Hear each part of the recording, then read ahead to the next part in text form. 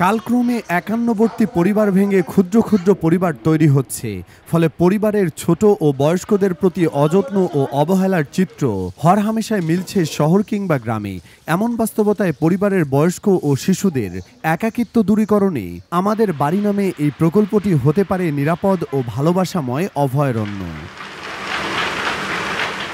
2022 সালের সেপ্টেম্বর মাসে যশোরের নাটুয়াপাড়ার লাউখালী গ্রামের সবুজ প্রকৃতির মাঝে এই অভূতপূর্ব প্রকল্পটির আনুষ্ঠানিক যাত্রা শুরু করেন প্রখ্যাত কার্ডিওলজিস্ট ইব্রাহিম কার্ডিয়াক হাসপাতাল অ্যান্ড রিসার্চ ইনস্টিটিউটের প্রাক্তন CEO professor doctor M A Rashid. প্রবীণ এবং শিশুদেরকে নিয়ে যদি একই ছাতার নিচে একই ছায়াতলে যদি রাখা যায়, তাহলে তারা একটা পারিবারিক বন্ধনে একটা দাদা দাদি বা নাতি নাতনির সম্পর্ক নিয়ে তারা এক জায়গায় বসবাস করতে পারবে।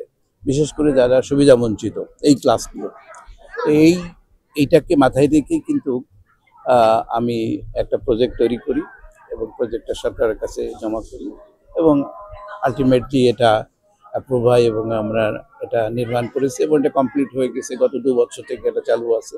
22 কোটি টাকা মূল্যের ডাক্তার এম এ রশিদের পারিবারিক জমিতে গড়ে ওঠা এই প্রতিষ্ঠানটি অলাভজনক সংস্থা GMSS ফাউন্ডেশনের যৌথ উদ্যোগে পরিচালিত হচ্ছে। এবং যে সমস্ত অসুস্থ লোক ছিল, হাসপাতালে বেড রিডেন ছিল, এখন এখানে তারা হেঁটে বেড়াচ্ছে, কারণ তাদের এই যে শারীরিকের সাথে যে মনস্তাত্ত্বিক সাইডটা, মানসিক সাইডটা, যে এটা খুবই হেল্পফুল হয়েছে। পরিবারের ছোট ও বয়স্ক সদস্যরা যাতে পরস্পরের সহযোগিতায় আন্তরিক পরিবেশ ও মানবিক গুণাবলী নিয়ে বসবাসের সুযোগ পায়, সেই দিকে খেয়াল রেখে আমাদের বাড়ি প্রকল্পটি হাতে নিয়েছেন বলে জানান ডাক্তার এম এ রশিদ। যেখানে প্রবীণরা এবং শিশুরা অত্যন্ত পারিবারিক বন্ধনে একটা সামাজিক সুরক্ষার ভিতরে এবং একটা ভালো একটা পরিবেশে তারা বসবাস করছে। এখানে যে শুধু যে থাকছে, শুধু মানে খাওয়া দাওয়া করছে, ঘুমাচ্ছে তা না, তারা নিজেদের সক্ষমতা অনুসারী তাদের শারীরিক গঠনের জন্য তারা বিভিন্ন ধরনের কাজের সাথে সম্পৃক্ত আছে। এখানে বয়স্কদের বিনোদন ও মানসিক স্বাস্থ্যের দিকে যথাযথভাবে খেয়াল রাখার পাশাপাশি শিশুদের পড়াশোনা ও সার্বিক বিকাশের সুযোগ নিশ্চিত করা হয়। তার মানে যে গার্ডেনিং আছে, ফিশারিজ আছে, পোলট্রি আছে, এখানে তাঁত শিল্প আছে, কম্পিউটার ট্রেনিং আছে, যে যেটা পারে সে তার সাথে ইনভলভ আছে। এবং বাচ্চাদেরকে একইভাবে আবার বাচ্চারা যারা আছে তারা পাশে যে স্কুল আছে, হাই স্কুল আছে, গার্লস স্কুল আছে, টেকনিক্যাল কলেজ আছে। টার্গেট হচ্ছে যে তারা এখান থেকে স্কুল থেকে শেষ করে তারা কলেজে পড়াশোনা করবে। একটি অলাভজনক সামাজিক সংস্থা হিসেবে যে কোনো ব্যক্তি চাইলে এখানে আর্থিক সহায়তা প্রদান করতে পারেন, যা জাতীয় রাজস্ব বোর্ডের নিয়ম অনুসারে সম্পূর্ণ আয়কর মুক্ত। এখানে যারা দান খয়রাত করবে বা যারা টাকা দেবে তাদের দানটা সম্পূর্ণ আয়কর মুক্ত।